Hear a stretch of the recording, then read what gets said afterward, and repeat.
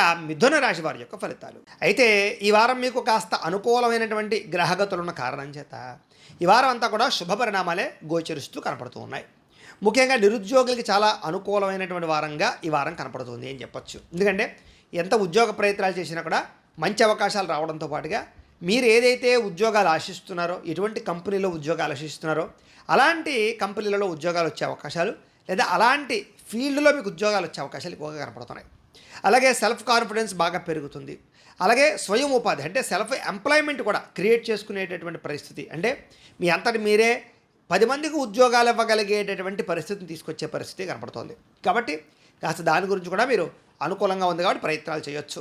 ఇక వివాహ ప్రయత్నాలు కానీ, ఉద్యోగ ప్రయత్నాలు కానీ, లేదా మీ జీవితంలో ఉండేటటువంటి ఏవైనా సమస్యల గురించి కానీ బాగా ప్రయత్నాలు చేసినట్లయితే వివాహాలు కుదరడం కానీ, లేదా ప్రేమికుల మధ్య కలయికలు రావడం కానీ, లేదా వివాహాల్లో ఉండే ఆటంకాలు తొలగడం కానీ జరిగి అనుకూలమైన వాతావరణం కనపడుతోంది. అలాగే గొడవలు పడుతున్న భార్యాభర్తలు కానీ, విడిపోతున్న భార్యాభర్తలు కానీ, లేదా సమస్యలతో ఇబ్బంది పడుతున్న భార్యాభర్తల మధ్య కానీ అనుబంధం ఏర్పడడం, మళ్ళా ఇద్దరి మధ్య కలయికలు ఏర్పడడం, లేదా రిలేషన్షిప్ బలపడడంతో పాటుగా సమస్యలకు పరిష్కారాలు కనపడుతూ ఉన్నాయి. వ్యాపారాల యందు కానీ, భూముల యందు కానీ, గృహాల యందు కానీ పెట్టిన పెట్టుబడులు, బంగారంలో పెట్టినటువంటి పెట్టుబడులు మీకు వృద్ధవుతాయి. వాటి యందు పెట్టుబడులు పెట్టడానికి ఆసక్తి కూడా కనపరుస్తారు ఈ వారం. అలాగే గతంలో పోల్చుకున్నట్లయితే కనుక మీరు పెట్టిన పెట్టుబడులు వృద్ధవుతాయి, ఆర్థిక పరిస్థితి మెరుగుపడుతుంది, సమయం కూడా మీకు చాలా అనుకూలిస్తుంది ఈ ఆర్థికంగా.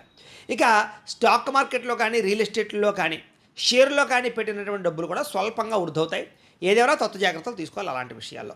అయితే అనవసరమైన ఖర్చులు మాత్రం చేయకండి. వృధా ఖర్చులు, వృధా ప్రయాణాలు, లేదా తక్కువ ఖరీదు వస్తువులు ఎక్కువ ఖరీదు